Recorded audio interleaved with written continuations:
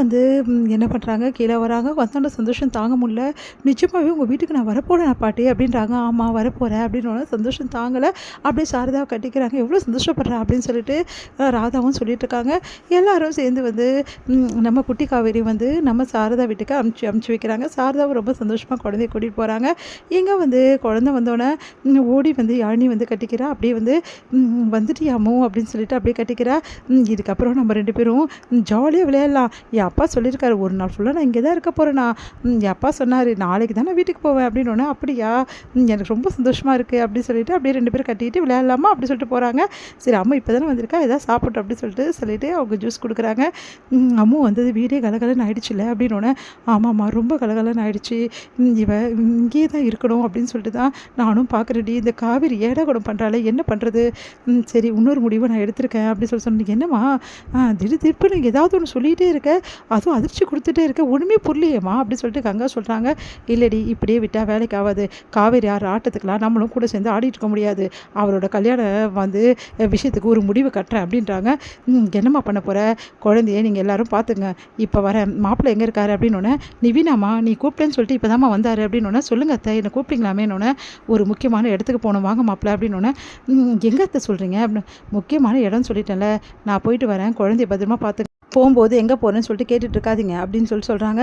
உடனே வந்து பாட்டி அப்படின்னு சொல்லிட்டு ஓடி வராங்க. நம்ம வந்து அம்மு பத்திரமா இங்கேயே இருக்கணும் சரியா, பாட்டி உனக்கு பிடிச்சதெல்லாம் வாங்கிட்டு வரதுக்காக மார்க்கெட்டுக்கு போகிறேன். சரிங்க பாட்டி நான் இருக்கேன், யாழினி கூட விளையாடிட்டு அப்படின்னு குழந்தை சொல்கிறா. சரி நாங்கள் போயிட்டு வரோம் சொல்லிட்டு 2 பேர் போகிறோம். அம்மா என்னடி முடிவு பண்ணியிருக்கு ஒன்றும் புரியலேக்கா அப்படின்னு சொல்லிட்டு யமுனாவும் சொல்லிட்டு இருக்காங்க. இங்கே வந்து என்ன திடீர்னு வந்து போகணுன்னு சொன்னீங்க, எங்கே போகணும் அத்தை அப்படின்னு சொல்லிட்டு கேட்டோன்னே, எங்கே போகணுமா, நேராக அந்த பையன் பொண்ணு பார்க்க வந்தால கார்த்திக்கு, ஆமாம் அவன் ஆஃபீஸ் எங்கே இருக்குன்னு பாருங்கள், அங்கே தான் நம்ம போகிறோம் அப்படின்னோடனே, அத்தை அது வந்து கேளுங்க அப்படின்னோடனே, சரிங்க அத்தை நான் இப்போ ஃபோன் பண்ணி கேட்குறேன், சரி அந்த பையன் இருக்கானாமா, வர சொல்லிட்டேன் அத்தை அப்படின்னோடனே, கரெக்டாக நம்ம இதுக்கு வீட்டுக்கு பக்கத்தில் ஒரு பார்க் இருக்குல்ல அங்கே வர சொல்லுங்கள் அவனை அப்படின்னோடனே, சரிங்க அத்தை அப்படின்றாங்க. அங்கே வந்துடுங்கன்னொன்னே, சரி நான் வந்துடுறேன்னு சொல்லிட்டு அவரும் சொல்கிறாரு. 2 பேரும் போகிறாங்க. அங்கே வந்து கார்த்திக் நிற்கிறாரு.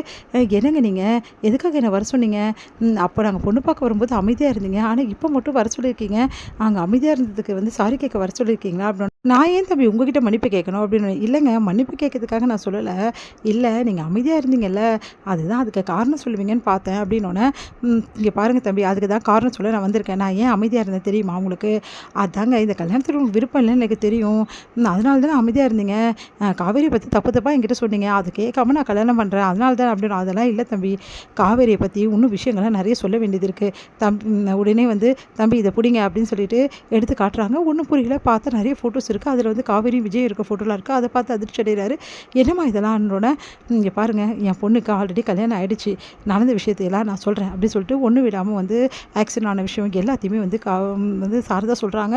அதெல்லாம் கேட்டால் வந்து அதிர்ச்சி அடைகிறாரு கார்த்திக், நீங்கள் என்ன சொல்கிறீங்க அப்படின்னோடனே, ஆமாம் தம்பி இவ்வளோ தான் நடந்திருக்கு, இதான் நடந்தது, இதுக்கப்புறமாவும் என் பொண்ணு நீங்கள் கல்யாணம் பண்ணிக்கணும்னு விரும்புகிறீங்களா, வேற ஒருத்தனோட பொண்டாட்டியை எப்படி தம்பி நீங்கள் கல்யாணம் பண்ணிப்பீங்க அப்படின்னோடனே, ஏன் காவேரிக்கு அதான் மறந்து போச்சுல, அதனால தான் அவள் பையன் பார்த்துருக்கா, அதனால தான் எங்களுக்கெல்லாம் பிடிக்காமல் இருக்குது, இதுதான் தம்பி நடந்தது அப்படின்னோடனே, சரிங்க நான் இப்போவே இந்த கல்யாணத்தை நிப்பாட்டினேன், கல்யாணத்தை நிப்பாட்டதை மட்டும் பத்தாது, நீங்கள் வந்து உடனே காவேரி கிட்ட இந்த கல்யாணத்துக்கு சம்மந்தம் இல்லை, இந்த கல்யாணம் இதுக்கப்புறம் பேச்சு நடக்கக்கூடாது அப்படின்னு சொல்லிட்டு வாங்கன்னொன்னே, சரிங்கம்மா நான் வந்து சொல்லிட்டு வரேன் அப்படின்னு சொல்கிறாங்க.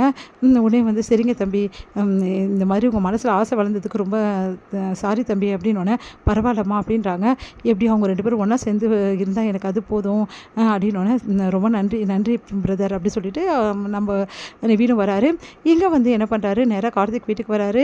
குழந்தை வீட்டுக்கு வந்து பார்த்து காவேரி ரொம்ப சந்தோஷப்பட்டு பேசிகிட்டு இருக்காங்க. அப்போ கரெக்டாக கார்த்திக் வர்றதால ஒன்றும் புரியாமல் கார்த்திக் வந்து என்ன திடீர்னு வந்திருக்கீங்க அப்படின்றாங்க.